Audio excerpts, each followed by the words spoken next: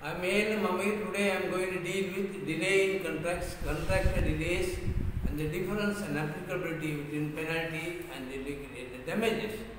Delays in construction projects is a reality in construction industry. It is often said it is an exception rather than a rule that a project is completed within specified time and the cost. Common causes of delays of construction. Every project is different, but there are seemingly some common things which occur which necessitates a delay in contracts.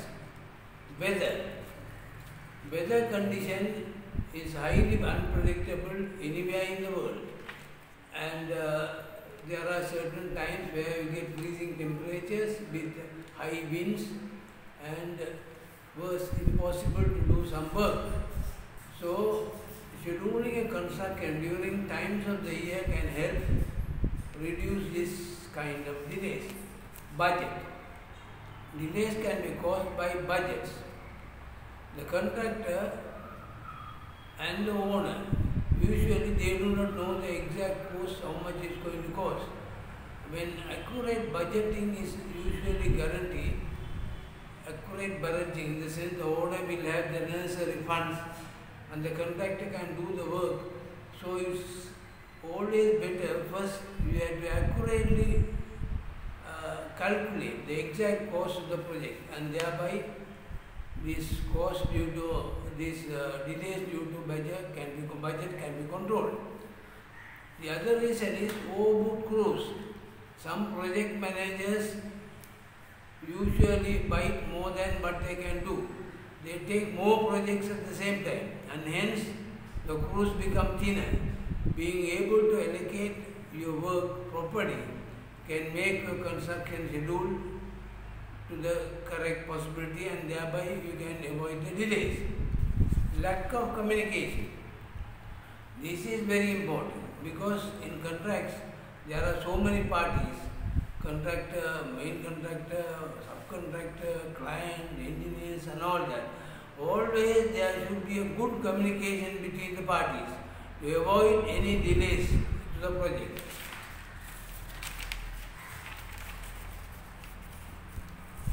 Then there is a thing called just waiting around. This is poor scheduling. At some point in the construction, the workers, crew, usually wait for materials, wait for instructions, wait for other approvals. Slow decision-making process affect your project. Coordinating actions and approve items quickly can keep the delays to a minimum. How to minimize the effect of construction delays?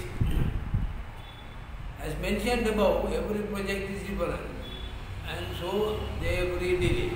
Depending on the relationship involved, some fixes may be more appropriate than others when construction delay occurs. Still, more overwhelming ideas can be helped minimize the effect of construction delays. First one, be realistic. First and foremost, setting realistic expectation is important, but is eventually considered delay is it might honestly be the result of poor planning. When owners, project managers, contractors get too far aggressive for their scheduling and may create project delay from the start. Obviously, everyone wants to know the performing for past bids that stay on the budget, but it is important to be reasonable also. Prepare in contracts. Even the well laid out schedule, construction delays may occur, but how you prepare for the delays and how you react to them when such projects come up in the project gives an idea for your success.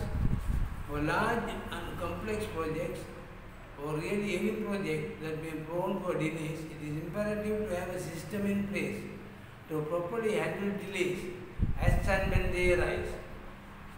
In other words, there should be a game plan managing the construction delays to set out in the contract before the problem occurs. It is easier to deal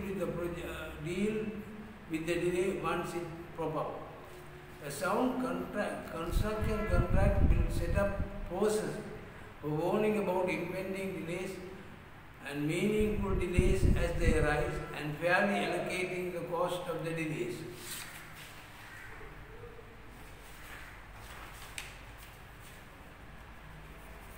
Encourage collaboration and transparency. Collaboration in construction projects is very important and is very key to avoiding payment disputes, and they are also key to managing construction delays. They usually creates a difficult situation during implementation, such as time and cost overruns. There is always a cost element in addition to other difficulties when a project exceeds the expected completion period. There are several reasons for that occurrence. The design may be incomplete in time of the tender, which requires correction during implementation.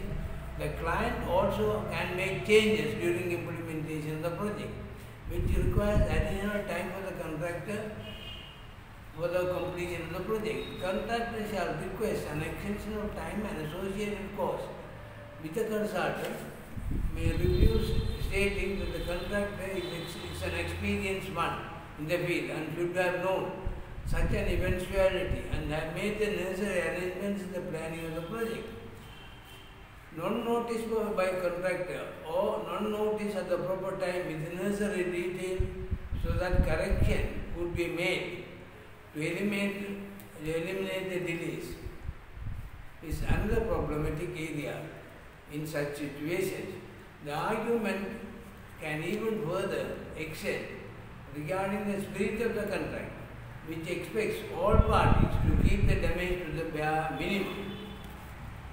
The basic is the project is required to be extended owing to the fault of others, not necessarily the contractor. Then in theory, the contractor should be entitled to the extension of time and associated costs as per the contract. The contractor is only entitled to actual cost and not profit.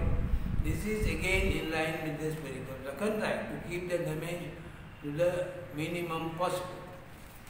Then associated cost. When a contractor is given an extension of time owing to the faults of others or additional requirements of the project, then associated costs in addition to the additional payment for the additional works have to be paid to the contractor. This associated cost is generally based on preliminaries or general items. Items in preliminary generally include an element of profit. The associated costs will be based on the items which are actually affected for such an extension of time to the actual cost, and more importantly without profit, because it says associated costs.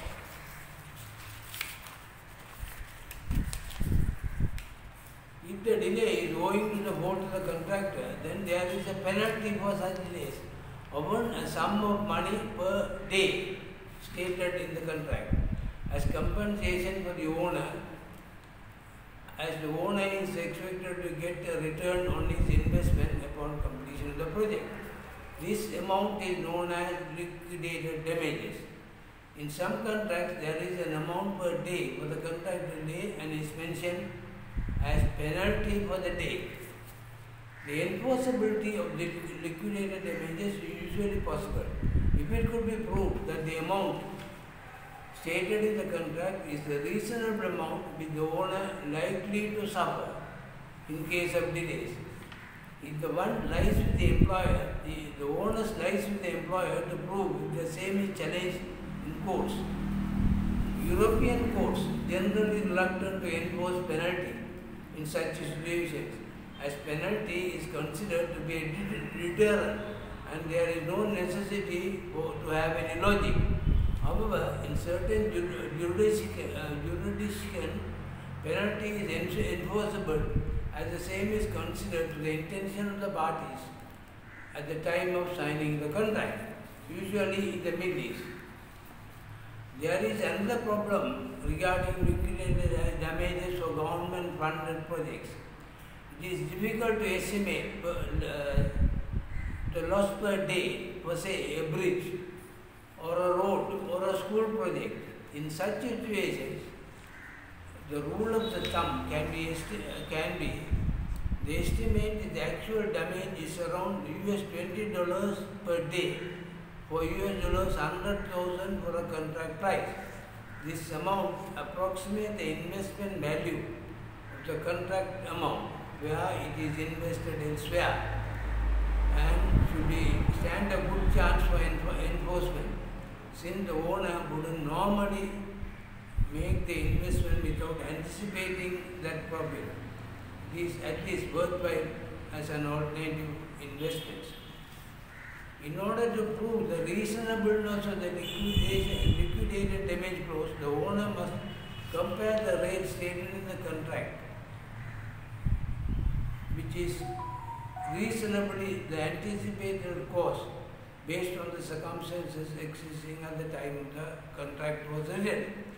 To facilitate this effect, it is thought, though it is not required, for the owner to calculate the estimate of his likely damages beforehand at the time of liquidated damage clause is determined, and to keep the calculation available in cases when the questions arises later in the form of legal litigation. There is one misconception about liquidated damages clause in that they can only be enforced where there is an offsetting bonus to the contractor in the event of early completion. There is no such requirement. Another common misconception is in the event of the liquidated damage is unenforceable, the contractor has no exposure. This is also untrue.